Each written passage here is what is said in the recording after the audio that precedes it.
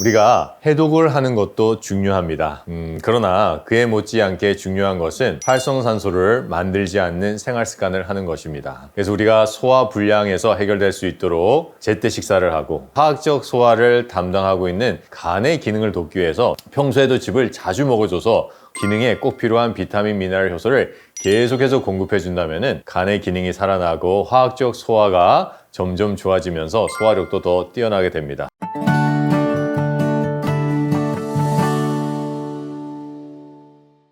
안녕하십니까, 김영재 박사입니다. 우리의 잘못된 생활 습관 때문에 우리는 인체에 독소를 공급하게 됩니다. 인체에 있는 대표적인 독소가 활성산소입니다. 이 활성산소는 잘못된 식생활 그리고 잘못된 생활 습관으로 인해서 인체에 계속 공급이 되게 되어 있습니다. 첫 번째, 우리 인체에 활성산소를 만들어내는 것은 바로 소화 불량입니다. 소화를 잘 하지 못하게 되면은 음식이 안에서 썩습니다. 음식이 썩을 때 만들어지는 것이 가스와 강력한 염기성 독입니다. 가스는 방기로 배출이 되고 이 염기성 독은 우리의 혈중으로 흡수가 됩니다. 이 염기성 독이 바로 활성산소입니다. 그렇기 때문에 내가 소화가 안 돼서 음식이 썩어서 방기가 나온다는 것은 활성산소를 만들어내고 있는 것입니다. 두 번째는 간 기능 저하입니다. 간 기능이 저하가 되면은 소화력이 떨어집니다. 간은 인체에서 화학적 소화를 담당하고 있는 중요한 장기입니다. 이 중요한 장기가 제대로 일을 하지 못할 때 소화 기능이 떨어지고요. 이 소화 기능이 떨어지게 되면은 음식이 장에서 썩습니다. 장에서 썩을 때 만들어지는 것이 바로 가스와 활성산소입니다. 간의 기능이 떨어지는 이유를 살펴보면은 우리가 간을 자동차로 비유를 하면은 자동차는 기름이 있어야 돼요. 이 기름이 없을 때 아무리 좋은 차를 우리가 가지고 있든 한들 이 자동차는 가지 않습니다. 간에 기름과 같은 역할을 하는 것은 바로 비타민, 미네랄,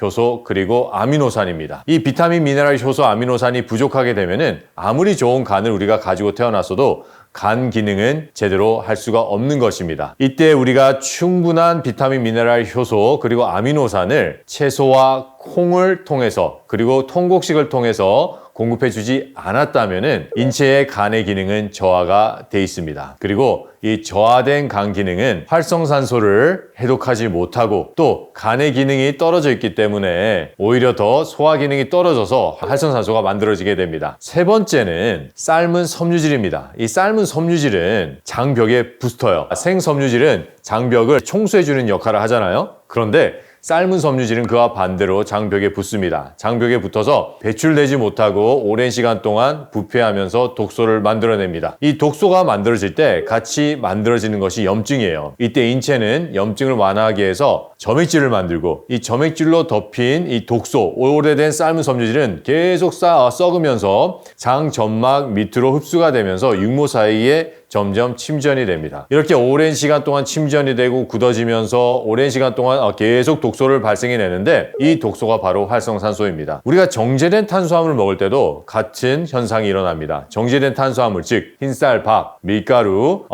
국수 이러한 것들을 먹게 되면은 아까 제가 삶은 섬유질이 장벽에 붙듯이 장벽에 붙어요. 그리고 똑같은 현상을 일으켜서 활성산소를 만들어내게 됩니다. 네 번째는 튀김이에요. 아주 높은 온도로 가열을 해서 만드는 것이 이 튀김인데 이 기름을 높은 온도에 끓이기 시작하면은 벌써 활성산소들은 만들어지기 시작을 합니다. 이때 전분이나 튀김가루를 입혀서 튀기게 돼요. 이 높은 온도에 튀겨질 때 음식을 둘러싸고 있던 인지질은 과산화지질로 변하게 됩니다. 이 과산화지질은 강력한 활성산소입니다. 그 다음에 활성산소를 만들어내는 것은 바로 스트레스와 과로입니다. 계속 스트레스를 받고 과로를 하게 된다면 직접적으로 활성산소가 만들어지게 됩니다. 그 다음에 또 활성산소를 만들어내는 생활습관은 담배를 피고 술을 마시는 겁니다. 이러한 생활습관 때문에 우리 인체에는 활성산소라는 독이 계속 쌓이게 됩니다. 이 활성산소는 인체의 모든 세포를 파괴하고 신진대사를 저하시키는 역할을 합니다. 이렇게 많은 활성산소가 우리의 잘못된 식생활과 생활습관 때문에 들어왔을 때 그것을 우리는 해독해주는 역할을 하는 간과 신장이 있습니다. 하지만 이때 간과 신장이 계속해서 일을 하지만은 과부하가 걸리게 되면은 더 이상 그 일을 하지 못하고 독소는 우리 인체에 축적하게 됩니다. 이러한 독소를 가장 효과적으로 인체에서 배출할 수 있는 주스를 오늘 제가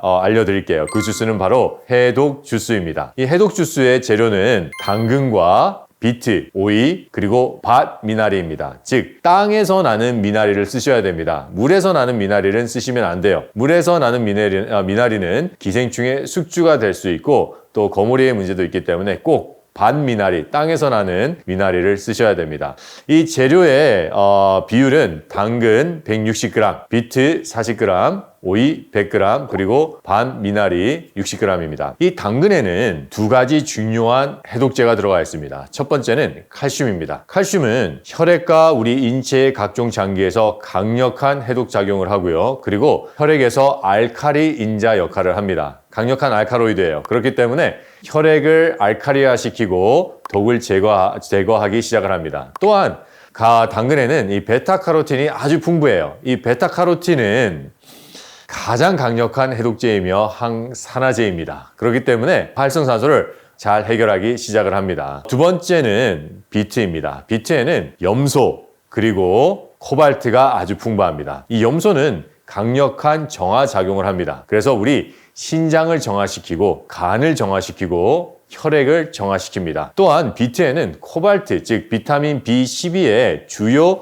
원료가 되는 코발트가 풍부하기 때문에 독으로 인해서 우리의 혈구들이 줄었다 하더라도 다시 혈액을 생산해내는데 꼭 필요한 비타민 B12가 있기 때문에 혈액 생산에도 도움이 됩니다. 이 오이에는 이소케르스티린이라는 강력한 이뇨작용을 일으키는 좋은 영양이 들어가 있고요. 그래서 우리가 독을 내보내야 되잖아요. 신장을 통해서 소변으로 내보낼 때 이뇨작용을 촉진하는 역할을 합니다. 그 외에도 코바타신이라는 강력한 항암제가 오이에는 포함이 되어 있습니다. 반미나리에는 이 미리세틴이라는 영양분이 들어가 있는데 이 미리세틴은 혈중 콜레스테롤을 낮추고 혈전의 형성을 방지하는 역할이 있다고 논문에서 발표하고 있습니다. 또 캄펜이라는 강력한 항산화제가 있는데 이 캄펜은 항산화 역할을 해서 활성산소를 없앨 뿐만 아니라 미생물의 감염에도 큰 효과가 있고요. 그리고 최근에는 여러 논문들에서 조골세포의 능력을 향상시켜서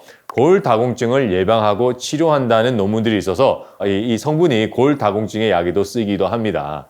그리고 또 베타피넨이라는 아주 강력한 항산화 효소가 있기 때문에 활성산소를 없애는데 이 베타피넨은 통증을 완화시키고 균으로부터도 보호한다는 연구 결과들이 있습니다. 오늘은 이 네 가지 재료를 써서 해독 주스를 만들 겁니다.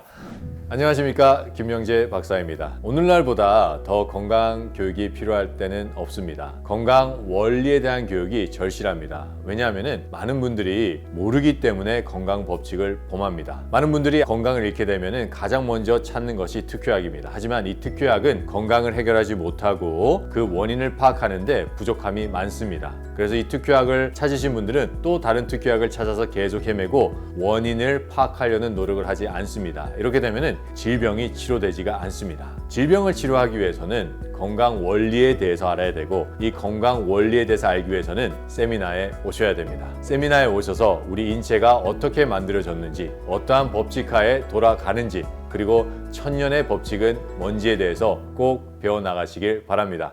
그러면은 제가 한번 만들어 볼게요.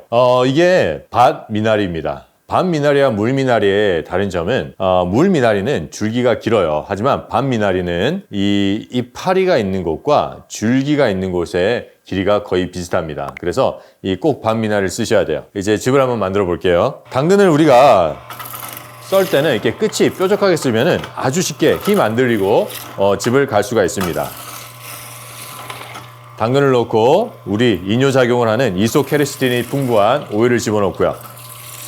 이 오이와 비트는 염소와 이소케르시틴이 있기 때문에 결석을 예방하고 또 결석을 완화시키는 데도 큰 도움을 줍니다. 우리가 이렇게 당근이나 비트 같이 딱딱한 것과 이 미나리 같이 잎채소를 이렇게 같이 번갈아 가면서 갈아주면은 힘들이지 않고 아주 쉽게 즙이 갈리는데요. 이렇게 잎채소 같은 거는 줄기가 있는 것들은 그냥 이렇게 넣으셔도 이렇게 잘 갈려요. 우리가 이런 중요한 영양들을 볼 때 이러한 영양들은 채소의 가장 깊은 섬유질 속에 숨어 있습니다. 이 채소의 섬유질은 섬유소 그리고 섬유사, 이 몇천 개의 섬유사들이 모여서 만들어지는 것이 섬유질인데 이 섬유질 안에 깊숙한 곳에 있는 영양을 빼내야지만 아까 제가 설명드린 그러한 진정한 효과들을 할 수가 있습니다. 채소의 골수까지 있는 영양을 다 뽑아 먹는 것이 정말 중요합니다. 정말 중요해요. 우리 인체에 가장 강력한 독소인 활성산소를 효과적으로 제거할 수 있는 해독 주스가 다 만들어졌는데, 이 만드는데 한 2분도 안 걸린 것 같아요. 이제 제가 이걸 한번 먹어보겠습니다. 색깔들이 참 이뻐요, 그렇죠? 감미나리와 오이의 녹색, 그리고 비트의 빨간색, 당근의 주황색이 이 한 컵에 다 담겨 있습니다. 채소들이 색깔이 다양하면 다양할수록, 그리고 색깔이 붉은색이거나 주황색이면은 그 안에 들어가 있는 항산화제, 즉 활성산소를 배출할 수 있는 영양은 더욱더 많습니다. 이게 바로 해독즙이에요.